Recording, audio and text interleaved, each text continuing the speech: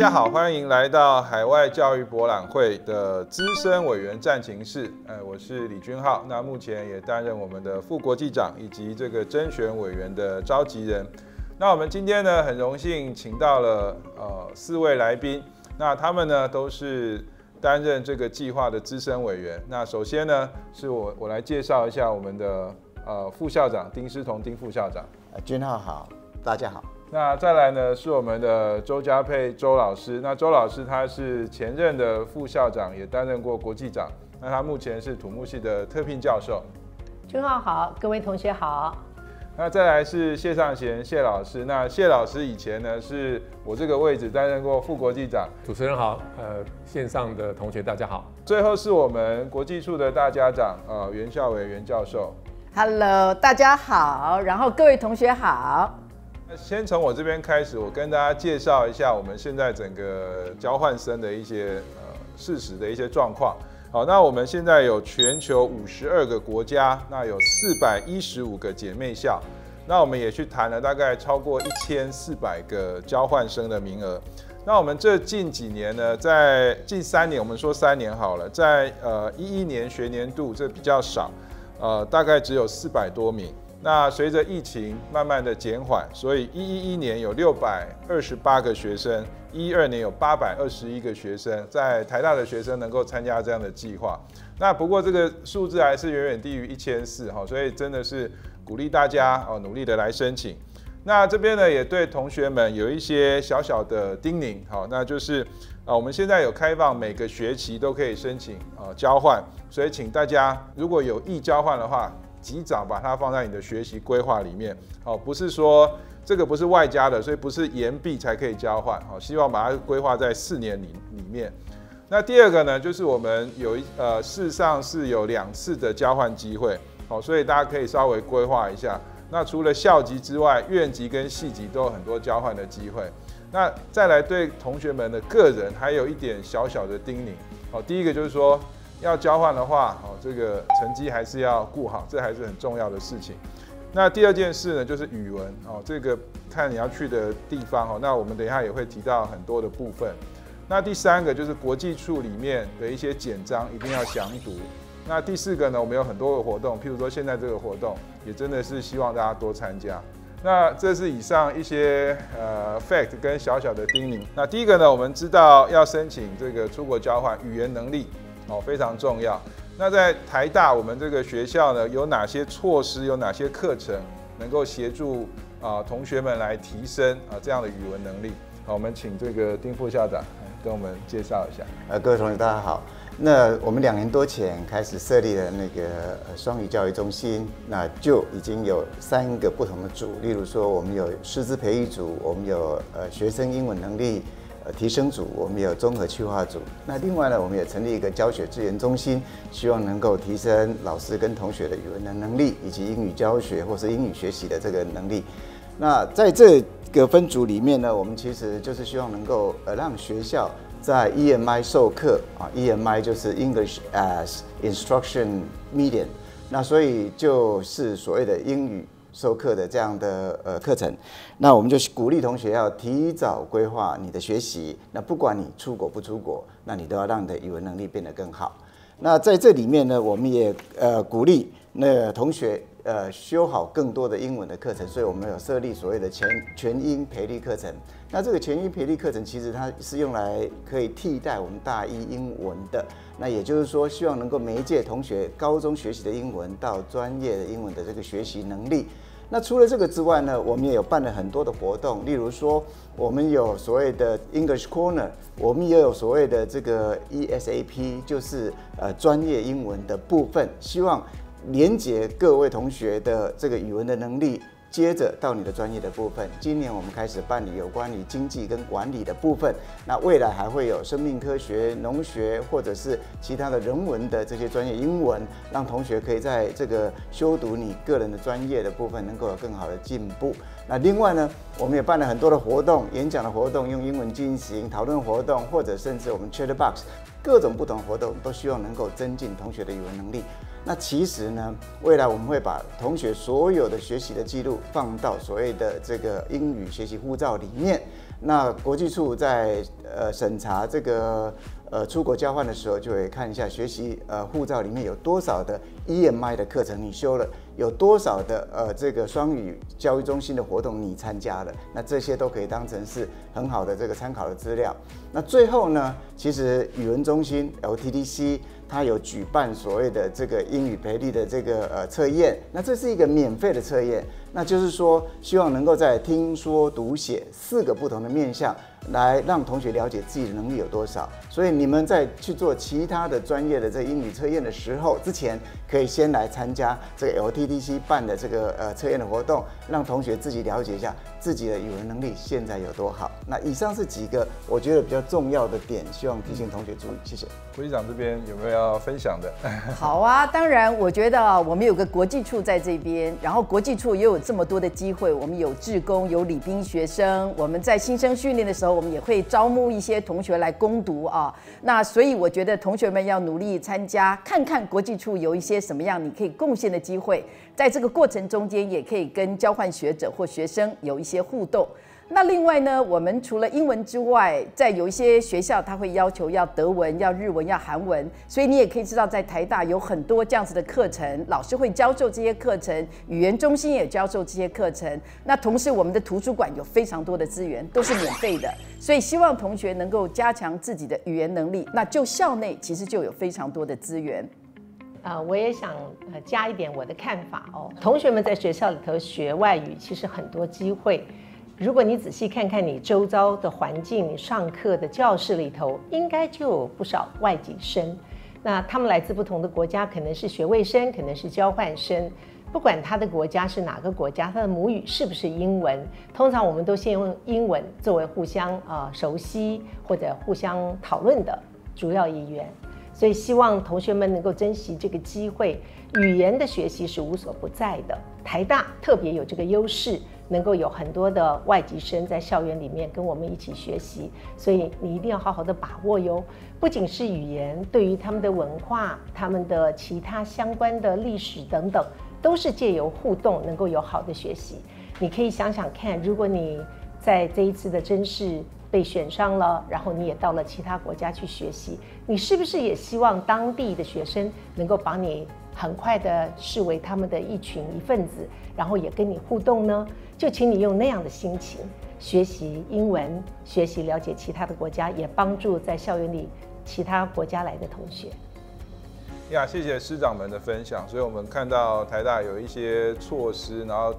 也有一些方法能够让同学们在这个申请交换的准备过程中，能够降低不只是 language 的 barrier， 还有这个 culture 的 barrier， 我们都可以在学校里面先把它准备好。好，那再来，我想我们今天很难得请到这4位呢，他们都是资深的评审委员，所以他们每一年都评了很多份的资料，所以想问一下，不晓得对于这个同学们在准备这些甄选资料，现在是两个哈，一个是履历表，第二个是出国交换计划书的这个撰写，我不知道有没有什么建议？这个是不是先请国际长来？各位同学要知道其实每一年有这么多的学生来缴交你的这些履历表跟你的出国交换计划书，所以在履历表上面来讲，千万不要用流水账的方式，把你从国小开始你的丰功伟业，你得到什么样的奖项，全部罗列出来。你要选择怎么样子能够表现出你的个人的资金力，你的突出的跟国际上有做一些连结的一些表现，你参加什么样的课外活动是有一些利他的精神，因为你出去不是只有代表你自己，是代表台大，所以成绩非常重要。但是成绩之余，我们要看你怎么样子能够展现你对台湾的了解，对台大的了解，以及你怎么样帮助社会，你怎么样有个积极进取的一个好奇心跟动力，所以这非常的重要，要展现在你的履历上面。那有关你的出国交换计划书中间，你要非常清楚的阐述，待会儿可以让其他老师委员也分享他的经验。怎么样子来阐述你要出国到底要做一些什么事情，想要学习一些什么事情啊？我想这都是非常重要的。那社团的经验、利他、SDG， 像这些东西，你怎么样有一些参与的这些过去的实证也要提出来，这个都是非常的重要。那大学部的学生的话，说实话，你的成绩已经是会另外列入我们的评审中间，所以在履历中间也不必提太多的成绩啊，免得占用你的篇幅。但是研究所的学生倒是可以提一下你的修习的一些成绩，怎么样链接到你出国要做研究、做交换，像这样子的一个目的。谢老师这边好，我想刚刚国际长主要讲的是履历表的部分。那履历表其实就是代表你的基础，也就是你要出国交换，你打下了什么基础。那我接下来跟大家稍微说明一下，就有关这个出国交换计划书，那个就是你要告诉我们你未来你打算怎么样去做这个交换。那第一件事情，我们想要知道就是你的出国交换的动机。那所以你必须要连接你的这个基础，然后延伸到你的动机是什么。然后在这个动机里面，其实我们想知道就是说，那你为什么想出国交换？那你想学习什么？那过去常常就是很多同学都是拿过去学长姐的很老旧的版本啊。那其实我们这几年已经就是说，你不用针对特定的一所学校来写你的出国交换，所以你应该是因为你最后到底会被分发到哪一个学校这件事情其实是还不确定的。但是你应该告诉我们说，你基本上是想要到什么样子的学校去学什么样的东西。那这里面其实甚至你可以告诉我们说，其实你有锁定哪几所，在哪些国家。那像这样子的一个概念，也可以呈现说你是不是已经对这些要去的做交换的这些学校或想去的有一些基本的了解跟做了一些准备啊。那我们当然也想看到，就是说你的这个学习跟你现在在台大学习有什么样互补。还有这件事情会对你带来什么样子的一个成长？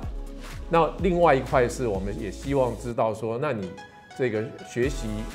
能够对学校带来什么样子的一个效益啊？例如说我们在谈的就是说，我们为什么鼓励大家就是在你的休业期间内去做这个交换？因为你回来才有办法再做一些分享啊，而不是变成就是说你先把学校的这个课业都修完了，然后你再去做交换，那你回来其实就马上就毕业了。那这个对于整个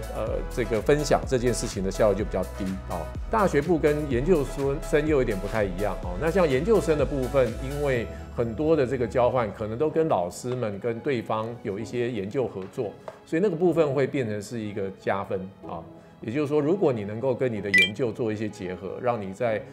研究的部分还可以再更深化。然后跟对方产生这个国际的链接跟合作，这个通常都是一个加分项。那当然研究生另外还要得到指导教授的一个推荐同意，那这个部分也需要及早跟指导教授做很好的沟通。好，谢谢委员们的分享。那我自己是这个甄选委员会的召集人，那我这边也分享我自己的一些心得。那事实上，我们每一位委员，我们分到的申请书都有上百份啊。那所以我们像我自己个人，我会找一个整天，那把这个同学们的申请书这样一次看完。那要不然有别的东西事情来干扰，比如说开个会，开完会以后心情的变化，或者你可能就有一些记忆会比较模糊，所以我们都会尽量把一个整段的时间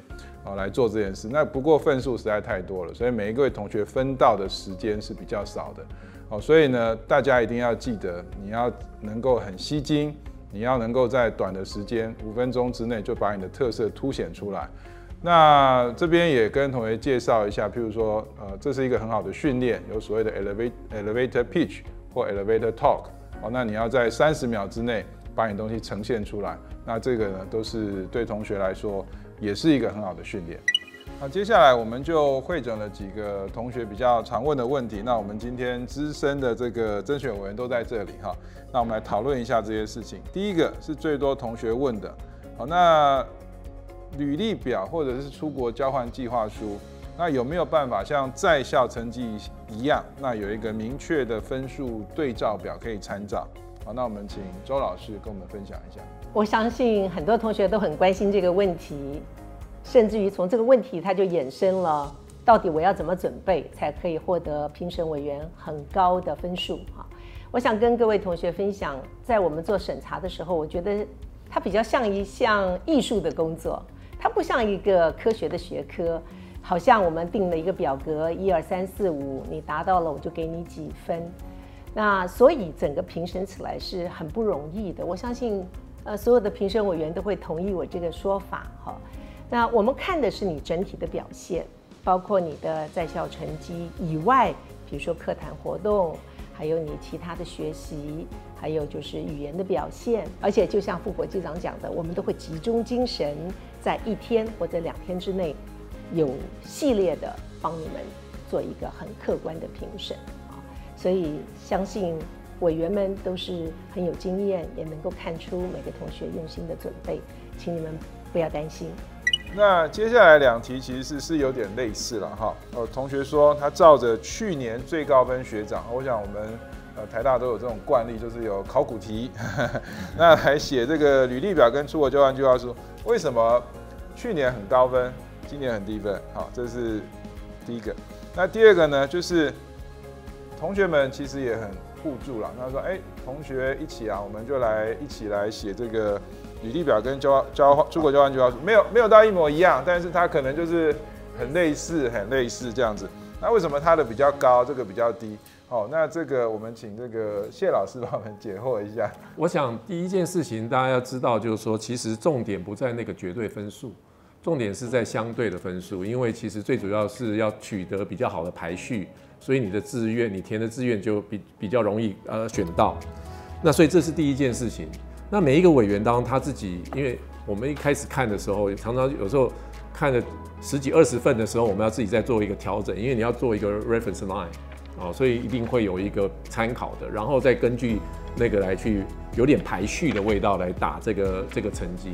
那我们又希望说，我们出来的这个成绩基本上应该是比较接近一个这个 normal distribution 所以这个都是委员其实在这个部分现在都系统都会告诉我们说，你现在打出来这个 curve 长什么样子。所以其实同学们要了解，就是说，其实这重点是在于说，你怎么样能够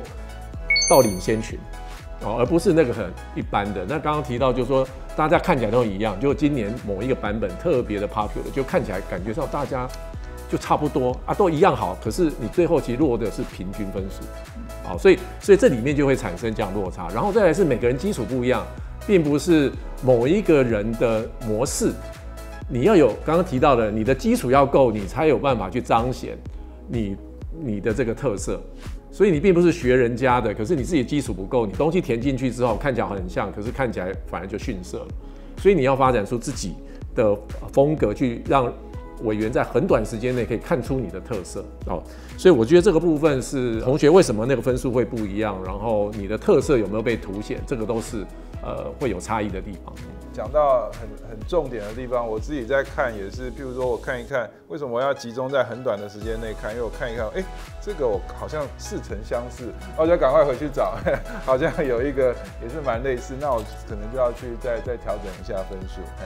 那我们就来到下一题，就是有关语检程度。那语检成绩的高低，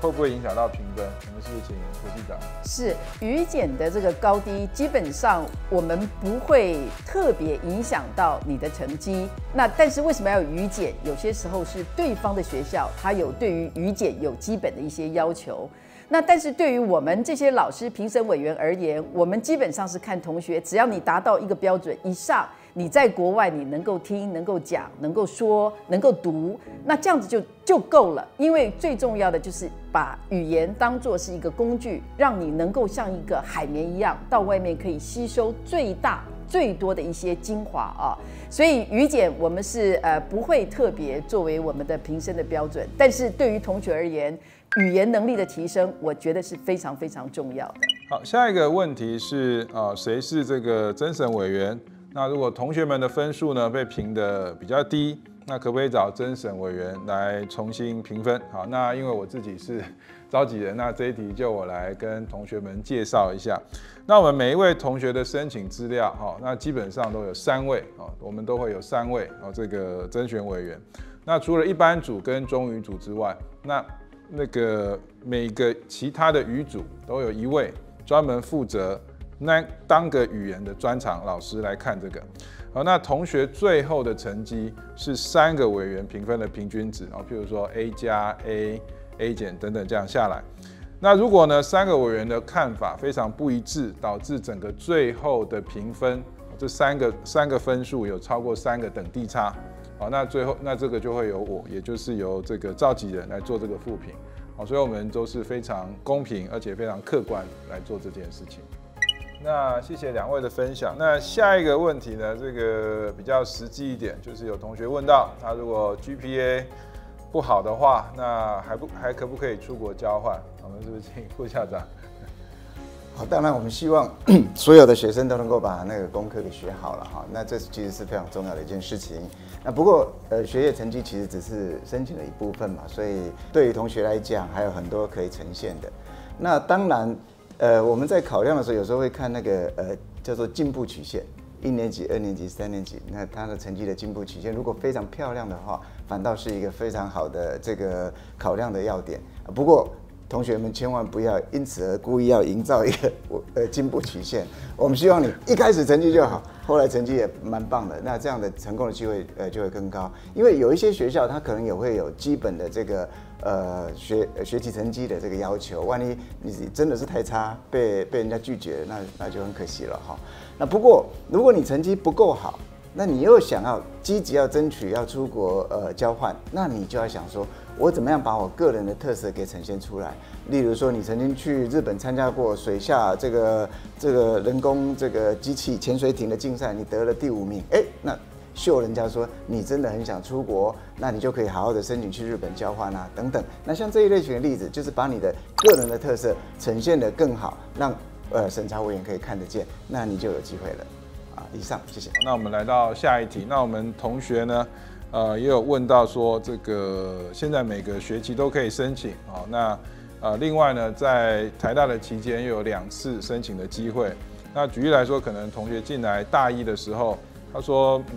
我还没有什么经验，那履历表不知道写什么。那也有同学说，可能他在社团或者国际的一些经验也不是那么够。那这个部分会不会影响到评分？好，那这个又有哪些的方式，我们来可以增加这些国际经验？好，那这一题我们请周老师来回答。谢谢哈。其实如果你只是大1，我也恭喜你，你很早就注意到台湾大学交换生这个计划，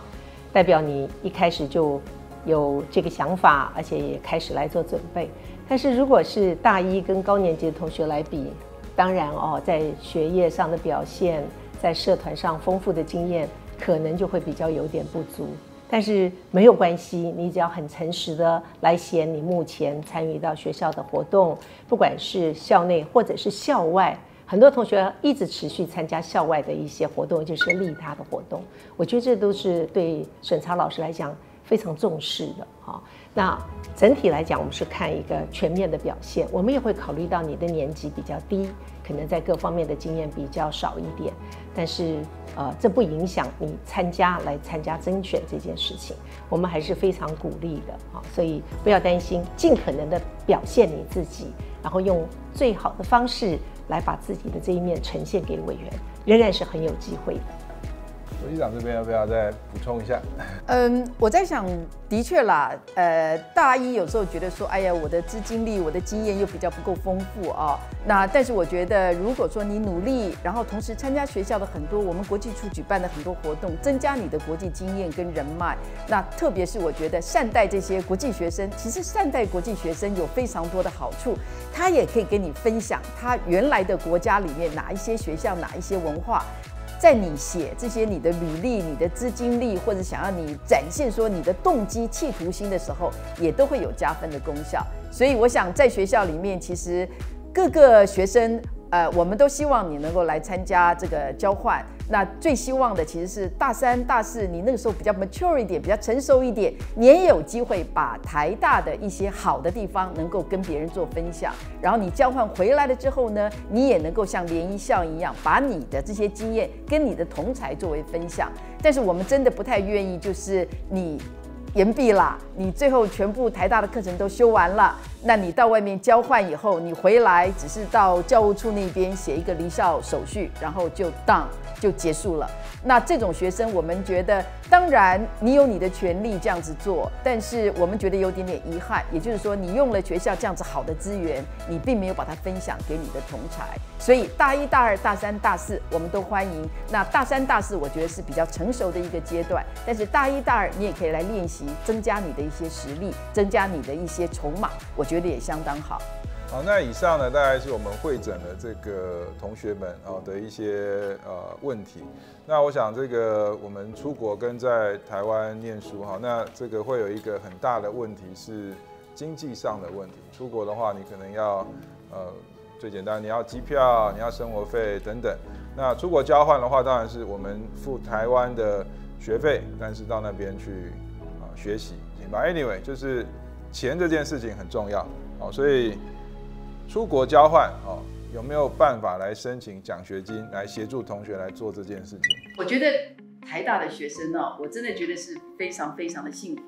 你们不仅拥有全台湾最多交换学生的机会，事实上我们提供的奖学金在全台湾来说也是最多最优渥的。因为台大有非常多优秀的校友，他们也愿意回馈台大，所以有校友的一些捐款，也有企业的一些捐款，还有一些社会的人士，他们对台大的学生期望很大，所以我们有非常多的捐款进来，是要提供给学生有机会能够出国交换，所以我们就成立了希望出航交换奖学金，每一年我们会有150个名额，那不仅仅限于经济比较弱势的同学，最高可以拿到24万。那一般的学生也可以申请，最高可以拿到14万。所以这么多的名额，这么多的经费，其实是来自于社会上对台大同学的期待，所以的确是有很多奖学金的机会。那另外就是有一些特殊的国家，譬如说加拿大、德国、日本，还有现在又加上了法国，也有人捐款，就是让到这些特定的区域的话，你也可以有一些特定的奖学金可以申请。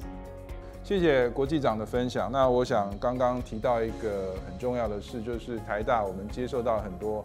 企业家个人的捐款，那这个也是我们身为台大学生的一个 privilege。那我这边也要小小的叮咛一下我们的同学。那当我们拿到这个交换学生的身份出国的时候，那我们代表的就是台大的 ambassador。那如果有一些地方的人他们没有来过台湾，他要想到自己就是台湾的 ambassador， 因为这是人家对台湾、对台大的第一印象。所以这个请同学，我们自己在选拔的时候一定做很仔细的来做这个选拔的动作。那但是这边也要提醒同学，当你们出去的时候，事实上你们站出去就代表台湾，代表台大，一定要真正要谨言慎行。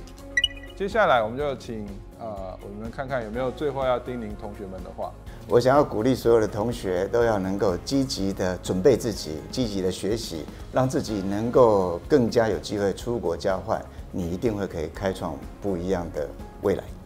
大家都已经听到了，国际处每一年有2次的甄选交换机会，所以不管你是大1、大2、大3、大4，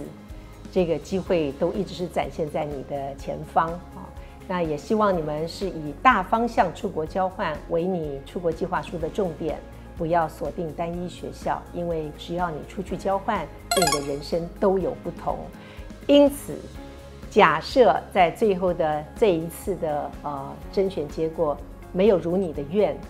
我请你再接再厉。只要你有这个念头，也好好的准备自己，机会一定会落在你的手中。好，我想我就接着这个周老师就是不管这个甄选的结果怎么样我个人是觉得在这个过程里面，其实反而有时候是最重要的。所以你应该利用这样的过程来检视一下你在台大的学习。那因为你在规划的时候，你就会知道说我们在台大学习是不是还有什么地方我其实可以出国交换来补足这一块。那另外就是大家出去交换的时候，应该好好的去学习其他学校，他们或许有一些东西是值得台大这边来参考，然后你可以把它带回来，建议给学校，然后这样也可以造福未来的这个学弟妹。我想各位同学这么积极努力的来申请这些交换学生，我们觉得非常的欣慰，而且很多学生真的是非常的认真，还设计一些程式，怎么样能够极大化大家能够出国的一些机会。我看到的非常高兴，因为你们很积极进去。我相信这些交换的这些经验可以改变你们的一生。那有一些学生也许不见得有机会可以出国交换，但是我也希望你们能够把握在台大里面在地国际化。事实上，我们也有很多的国际学生、国际的这些学者，可以在这边加强我们国际化的一些筹码跟经验，未来一定会有机会的。好，非常谢谢我们今天的甄审委员来参加我们这个说明会。那也在这边再次提醒各位同学，那一定要来我们这个国际处海外教育网来详细的来看这个交换学生的甄选简章，来了解各样的资讯。那也最后祝福各位同学申请顺利。那谢谢大家，谢谢。